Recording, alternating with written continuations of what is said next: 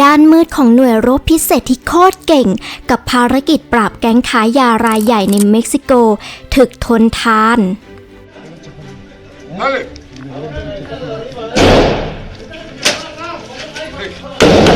De reconsiderar mi compromiso con Bravo ahora. Señores, mis hombres los llevarán al objetivo, así que atentos y preparados. Todos arriba.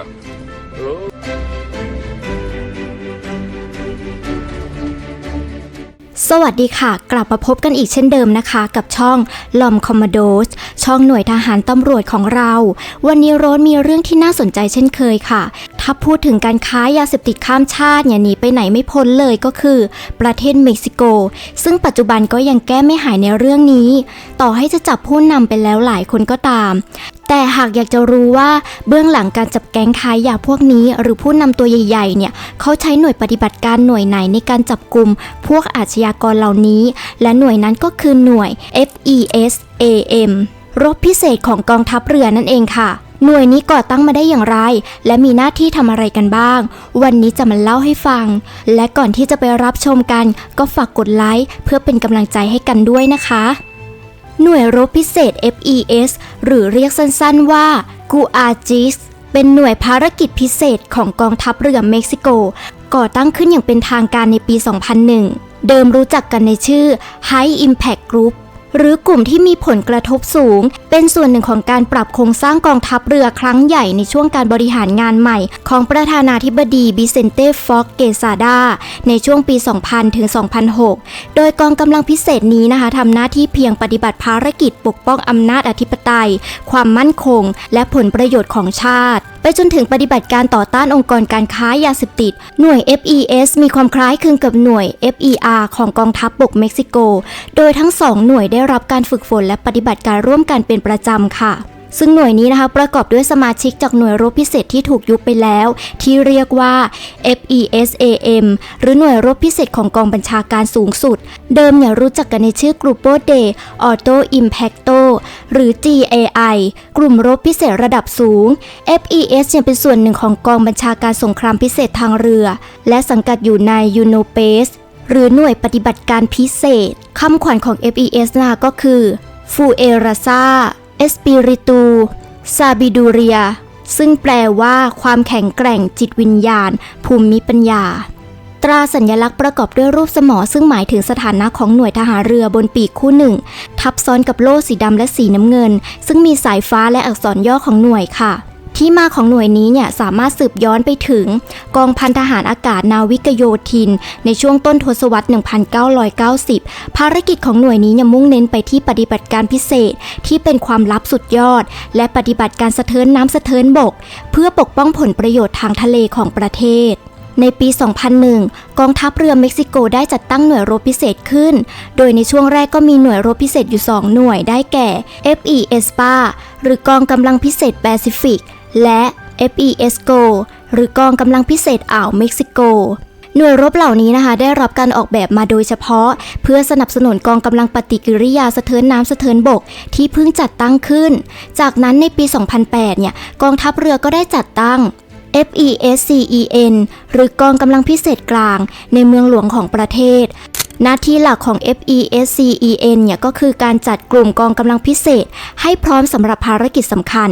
ที่กองบัญชาการสูงสุดนอกจากนี้เนี่ย FES ก็ยังได้ผนวกหน่วยรบพิเศษอื่นๆของกองทัพเรือเข้าไว้ด้วยกันเช่น FESAM หรือหน่วยรบพิเศษของกองบัญชาการสูงสุดซึ่งเป็นหน่วยปฏิบัติการพิเศษของกองทัพเรือเม็กซิโกโดยเชี่ยวชาญในการปฏิบัติการทางทะเล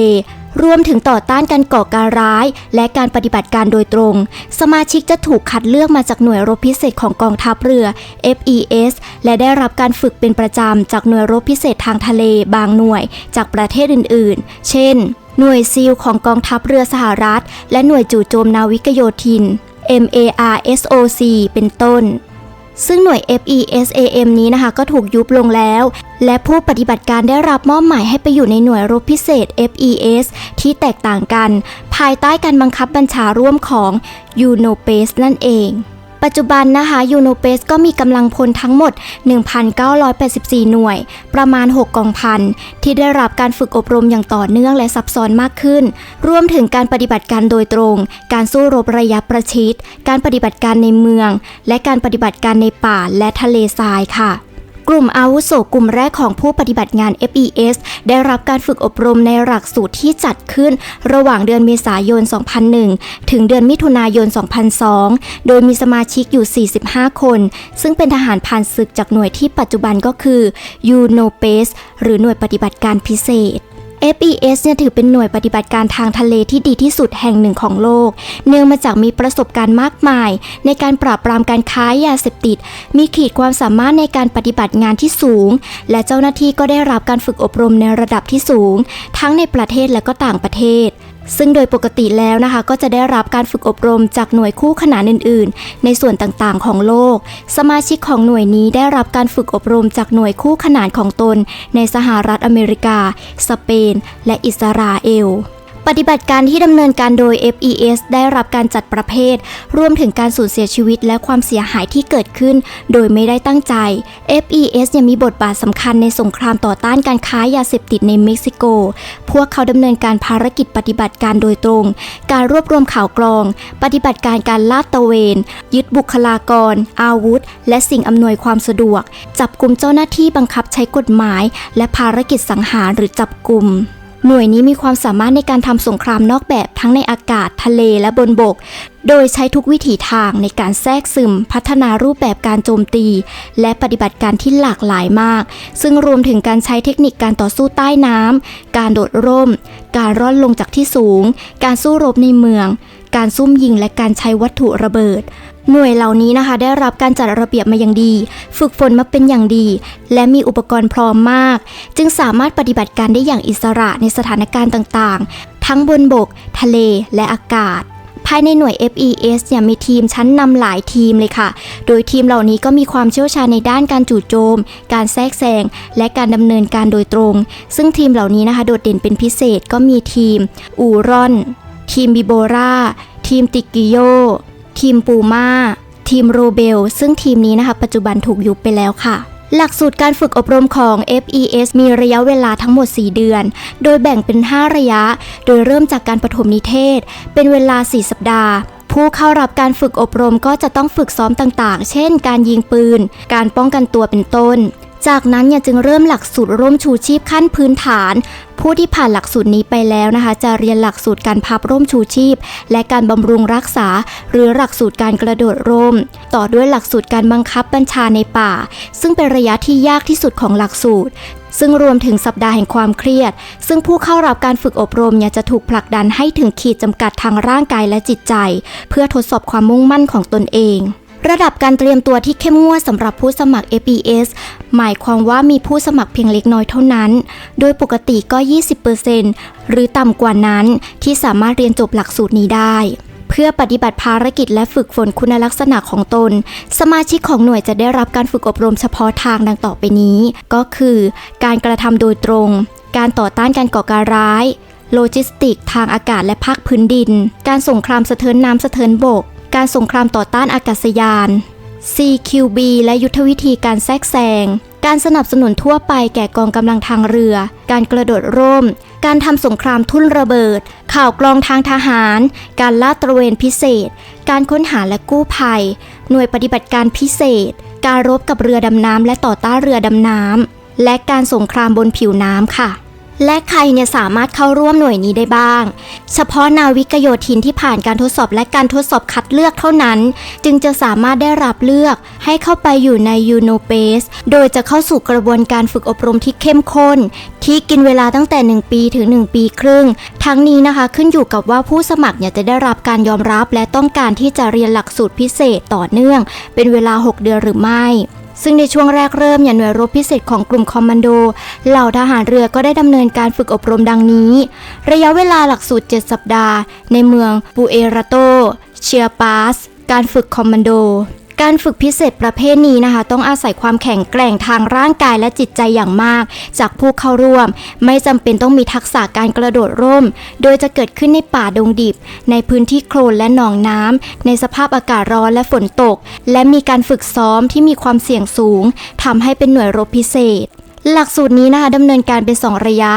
ยะที่ 1ผู้เข้ารับการฝึกอบรมจะได้รับการฝึกอบรมเกี่ยวกับเทคนิคและยุทธวิธีในการปฏิบัติการคอมมานโดพิเศษและได้รับการฝึกฝนภาคปฏิบัติซ้ำๆเพื่อให้ได้ทักษะทั้งของตนเองและส่วนรวมระยะที่2เนี่ยพวกเขาก็จะเข้าสู่ระยะการวางแผนและดำเนินการตามสถานการณ์เชิงยุทธวิธีภาคพื้นดิน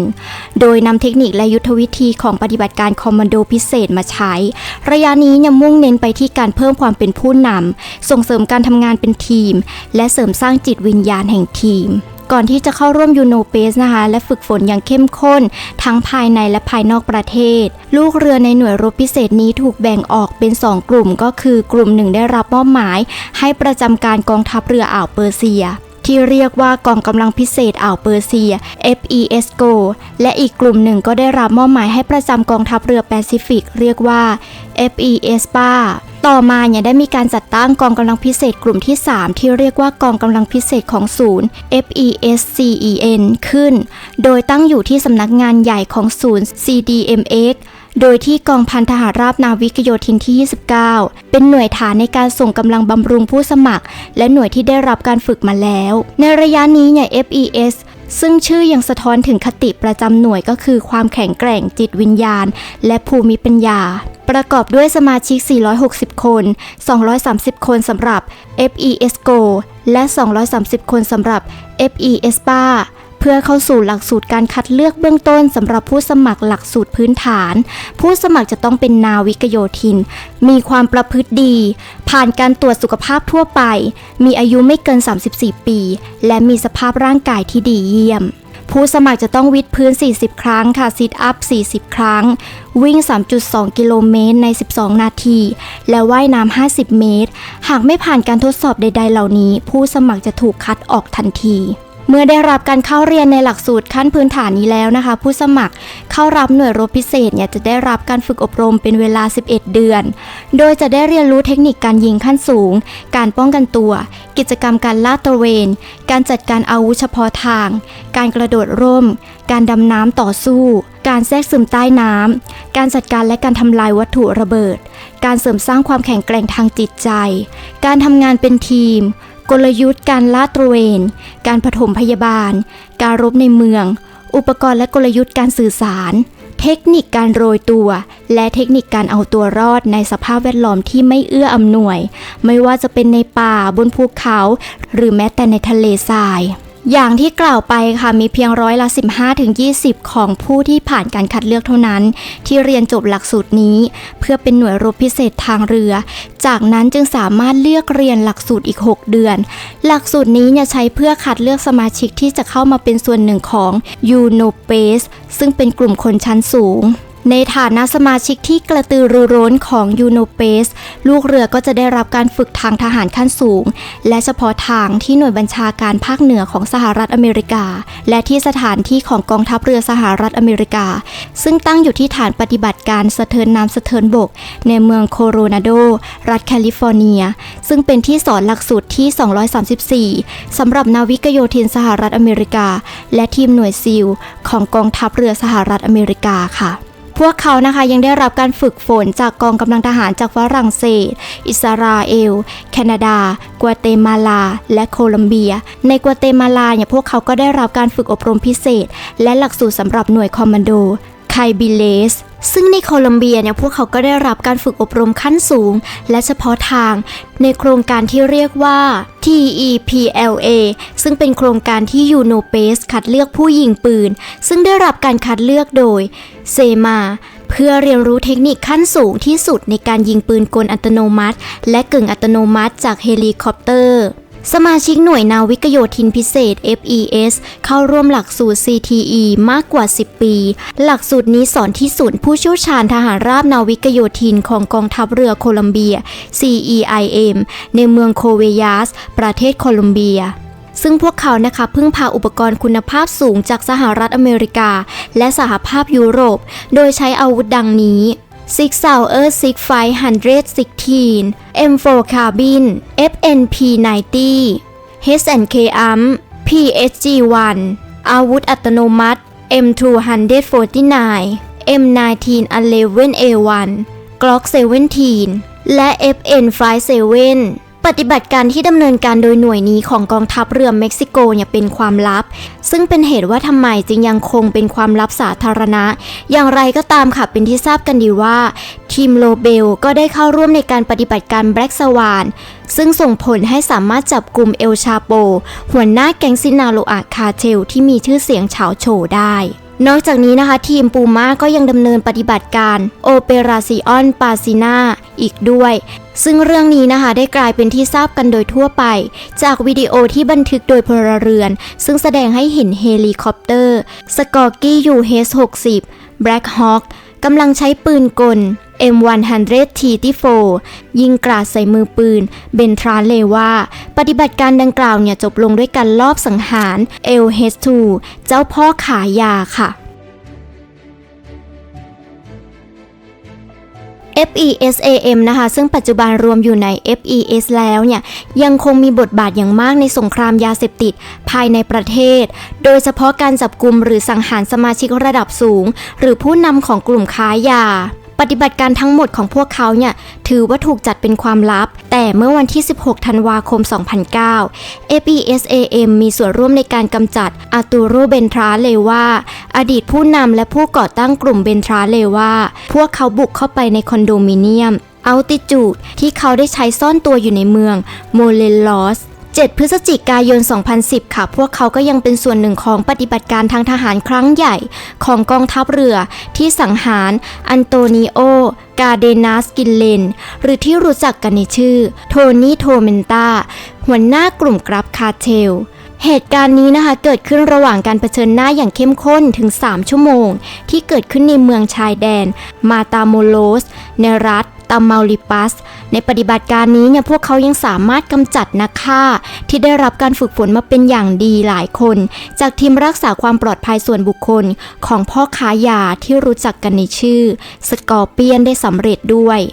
นอกจากนี้แล้วเนี่ยพวกเขาก็ยังดำเนินการในเมืองปวยบราในปีเดียวกันด้วยค่ะโดยจับกุมพ่อค้ายาเสพติดที่ชื่อว่าเซดิโคเบยาเรอันบารากันในปฏิบัติการกากอยที่ดำเนินการในเมืองมาซัดลานซินาโลอาในวันที่ 22 กุมภาพันธ์ 2014 เพื่อยึดคืนเอลชาโปหน่วยคอมมานโดอูรอนและติกิโยของ FES ก็สามารถจับกุมตัวสำคัญได้2 ปีต่อมาในการปฏิบัติการแบล็กสวานซึ่งดำเนินการในเมืองกุลีอากันรัสซินาโลอาเมื่อวันที่ 19 มกราคมหน่วยคอมมานโดของยูโนเปสเนี่ยได้แก่ไวเปอร์ปูมาและโรเบลมีบทบาทสำคัญในการยึดคืนโอวิดิโอลูกชายของเอลชาโปในเดือนกรกฎาคม 2022 เนี่ยพวกเขาก็ได้ดำเนินการปฏิบัติการโอเปราซิออนเลเกนดาเรียครั้งที่ 2 ที่ประสบความสำเร็จที่นี่เนี่ยพวกเขาได้จับกุมราชายาเสพติดชื่อดังราฟาเอลกาโรกินเตโรอย่างไรก็ตามค่ะในช่วงสุดท้ายของปฏิบัติการเนี่ยเกิดอุบัติเหตุขึ้นโดยมีสถานการณ์ที่ไม่ทราบข้อเท็จจริงเฮลิคอปเตอร์ Black Hawk ที่บรรทุกผู้ปฏิบัติการ FES เนี่ยตกและมีผู้เสียชีวิตถึง 14 รายปลายเดือนมิถุนายน 2023 เจ้าหน้าที่กองทัพเรือก็ได้ยึดเรือกึ่งดำน้ำบรรทุกโคเคน 3.7 ตันได้ที่ชายฝั่งมหาสมุทรแปซิฟิกโดยเป็นการขนส่งที่เริ่มต้นจากโคลัมเบียและเป็นกลุ่มซินาโลอาคาเทลซึ่งเป็นองค์กรที่รู้จักกันในการใช้ยานพาหนะประเภทนี้ที่เรียกอีกอย่างว่าเรือดำน้ำขนยาเสพติดเรือดำน้ำขนยาเสพติดที่ยึดได้ถือเป็นเรือที่มีขนาดใหญ่ที่สุดตั้งแต่ปี 2008 โดยเป็นเรือยาว 26 เมตรมีเครื่องยนต์ภายใน 2 เครื่องความเร็วเฉลี่ย 8 น็อตและมีพิสัยเดินทาง 20 วันขณะเดียวกันนะคะโคเคนน้ำหนัก 3,734 กิโลกรัมที่ขนส่งบนเรือกึ่งดำน้ำขับเคลื่อนด้วยตัวเองลำนี้ซึ่งกองทัพเรือระบุว่าเรือลำนี้เนี่ยถือเป็นการขนส่งครั้งใหญ่ที่สุดที่เคยยึดได้ตั้งแต่ปี 2019 จนถึงปัจจุบัน ตามข้อมูลของทางการโคลอมเบียซึ่งเป็นแหล่งกำเนิดสินค้าของกลุ่มซินาโลอาคาเทลระบุว่ามีผู้คนในประเทศอเมริกาใต้ที่เชี่ยวชาญในการสร้างเรือกึ่งดำน้ำเหล่านี้โดยพวกเขาได้ปรับระบบนำทางให้มีเสถียรภาพและใช้งานได้ดีขึ้นซึ่งช่วยให้สามารถเติมน้ำมันและขนถ่ายน้ำมันกลางทะเลได้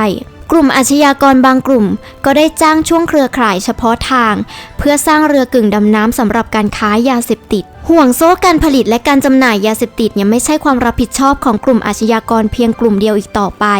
แต่ยังมีการเชื่อมโยงอื่นๆในตลาดที่เอื้อให้เกิดการเปลี่ยนแปลงดังกล่าวการจ้างช่วงงานนี้นะคะทำให้ผู้ค้ายาเสพติดลดต้นทุนลงได้เพราะไม่จำเป็นต้องจัดการเรื่องการขนส่งโคเคนทั้งหมดแต่สามารถประสานงานกับผู้เล่นรายเล็กได้เท่านั้น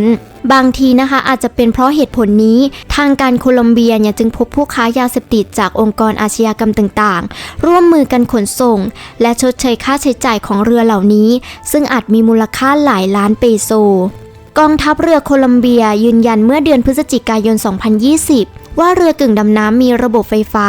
ที่สามารถเดินเรือใต้น้ำได้นานถึง 12 ชั่วโมงและมีความยาวประมาณ 45 เมตรแม้ว่าจะไม่ใช่ทุกกรณีก็ตามระบบไฟฟ้าเหล่านี้ช่วยให้ชาร์จแบตเตอรี่และทำให้เรือเดินทะเลเปิดได้โดยอัตโนมัติค่ะเรือเหล่านี้นะคะได้ออกแบบมาให้แล่นโดยจมตัวเรือเกือบทั้งหมดไว้ใต้น้ำโดยเคลื่อนที่ไปตามผิวน้ำทำให้แทบมองไม่เห็นท่ามกลางคลื่นและยากต่อการตรวจจับด้วยเรดาร์เรือเหล่านี้ยังถูกใช้โดยผู้ค้ายาเสพติดเพื่อขนส่งยาเสพติดไปยังยุโรปและเอเชียอีกด้วยไม่กี่วันหลังจากการยึดเรือดำน้ำบรรทุกยาเสพติดที่เป็นของกลุ่มซินาโลอาคาเทล